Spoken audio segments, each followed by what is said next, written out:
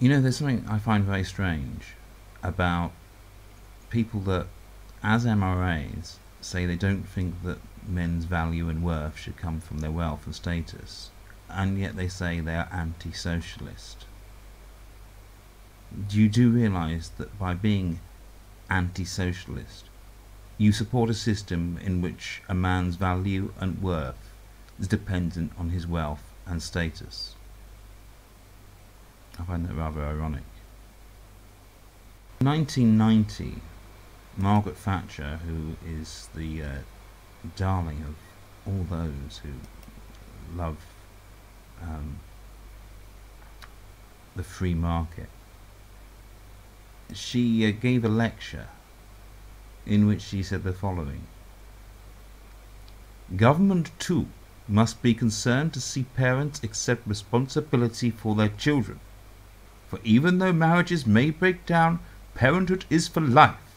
Legislation can't make irresponsible parents responsible, but it can and must ensure that absent parents pay maintenance for their children, for it is not fair for them to expect other families to foot their bills too. At present, only 1 in 3 children entitled to receive maintenance actually benefit from regular payments, and 3/4 of lone parents have to rely on Social Security. Earlier this year, I announced that we were looking at ways to stop absent parents just walking away from their duty to maintain their children. We've been examining the policy and practice of other countries, and we've decided that we must have a simpler system of maintenance available to all. The present one is too inconsistent, too slow, and too complicated. In future, we will set up a new child support agency, which will have access to information necessary to trace absent parents and make them accept their financial obligations." Absent parents just walking away. Just walking away. 60% of divorces are initiated by the women, and yet fathers are just walking away. You can see that behind all this rhetoric, it's all about cutting welfare. That's what this rhetoric is all about.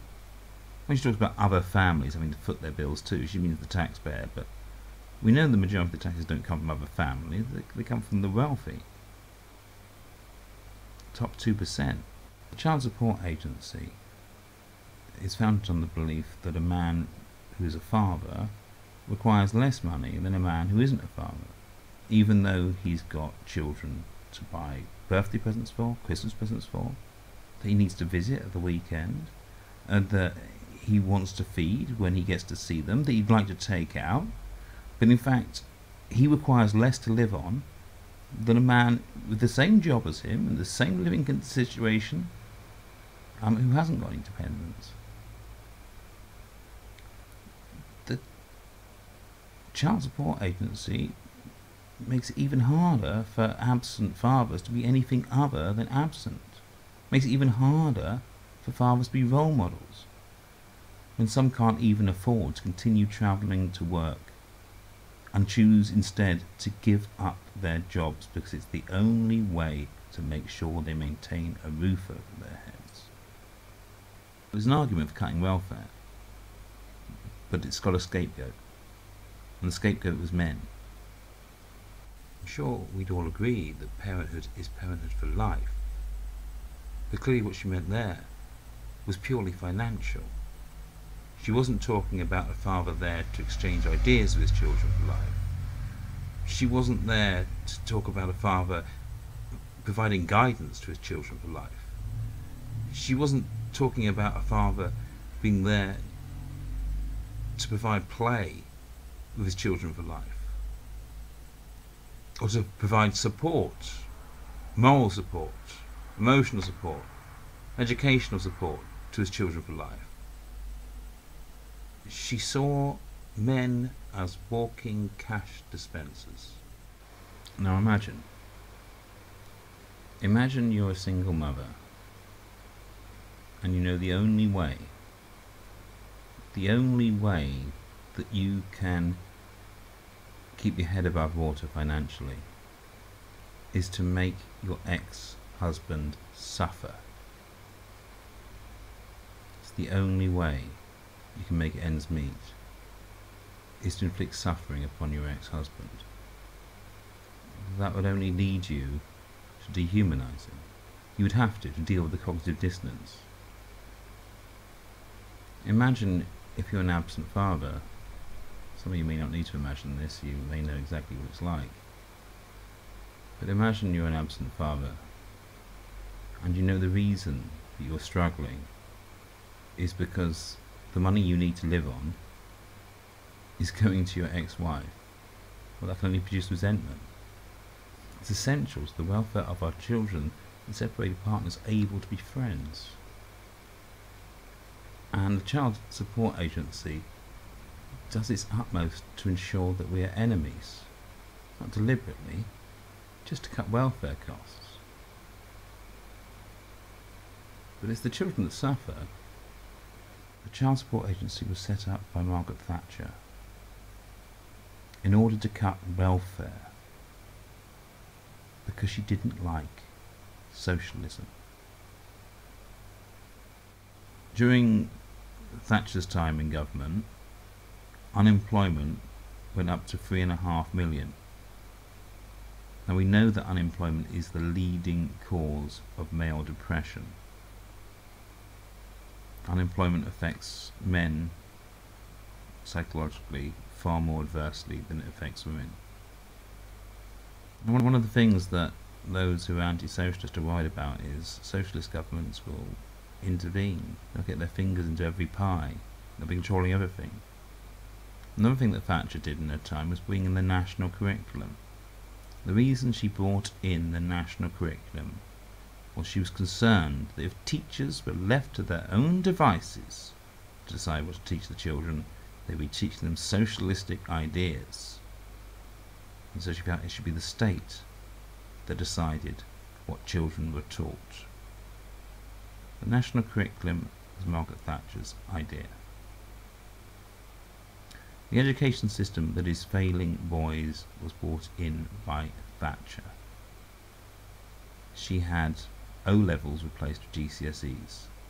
GCSEs that were more dependent on coursework and less dependent on exams. And we know boys do better in exams than they do on coursework. Coursework that was mundane and not challenging. A curriculum was based more on teaching children how to live than actually teaching them how the world worked. For example, geography wouldn't be so much about volcanoes and what the capital of Kazakhstan is, and more about how to recycle. Biology would be less about how DNA worked and more about how to eat healthily.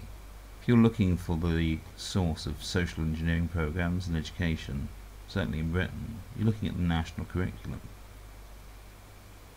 And that was brought in by Thatcher. That's Thatcher who brought in state intervention in what children are taught. The thing is, nowadays I notice that the only newspaper that's really says anything positive about men's rights is the Telegraph, which is a conservative newspaper. And the only politicians that are talking about men's rights are conservative politicians. What's rather odd is, even though they're conservative politicians, they'll say things like, why are we so concerned about how well women are represented in the cabinet, and we're not concerned at all about how underrepresented the working class are in the cabinet? And I think, yes, I've been saying that for years. It's a very socialistic argument. It's very strange that the Conservatives should be making it. It's interesting that actually starting to talk about men's rights actually moves you further to the left, even if you're in the right-wing party. Which brings me to something else, and this really comes down to education as well. There's a myth that competitiveness is masculine. And there was a time when liberal educationalists were trying to make schools a little bit less competitive and make them more cooperative. And During that time, I suppose left-wing feminists identified that competitiveness was a masculine trait. And that's because they wanted to demonise it. And masculine traits are obviously bad things. They didn't like competitiveness because they were left-wing, and they didn't like men because they were feminists, so from their perspective, competitiveness was masculine.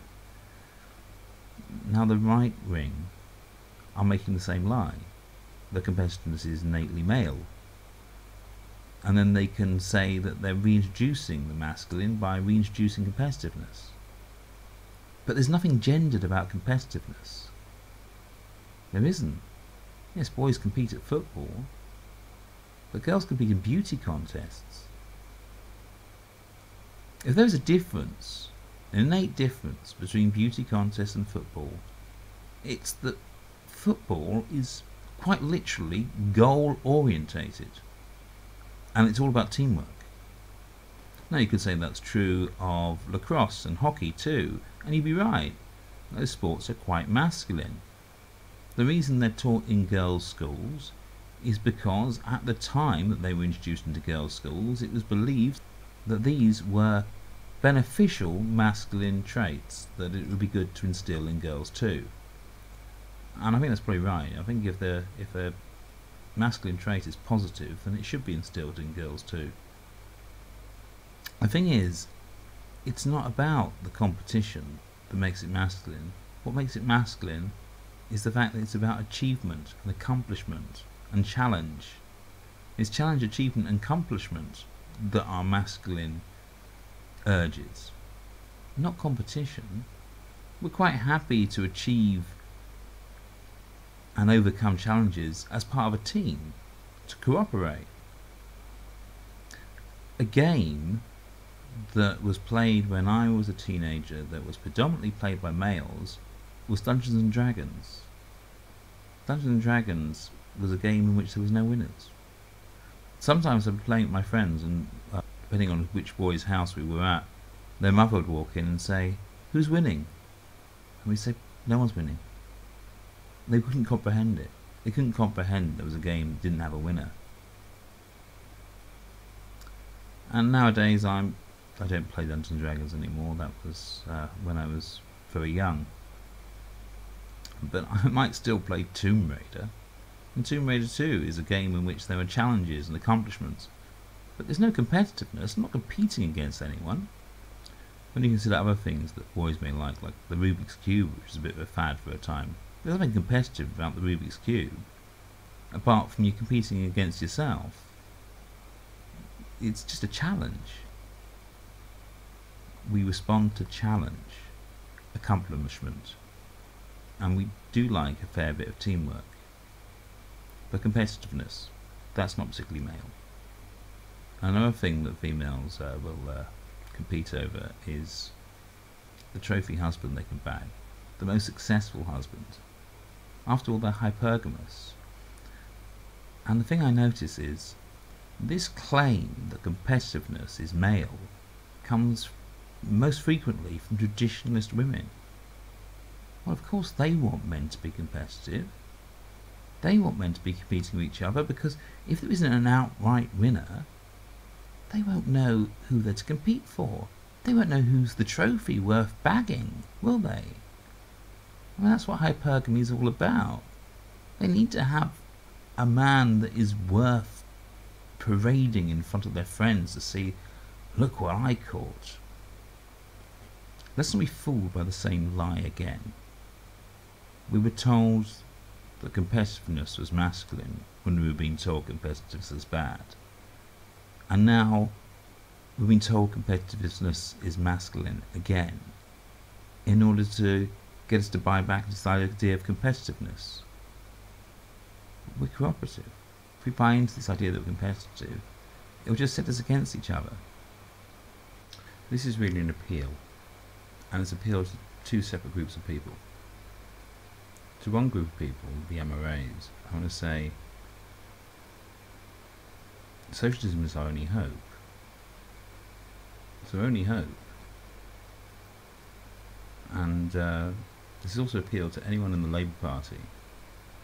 You're failing us. You need to take men's rights seriously. because you are our only hope. And you need to get that message out to us.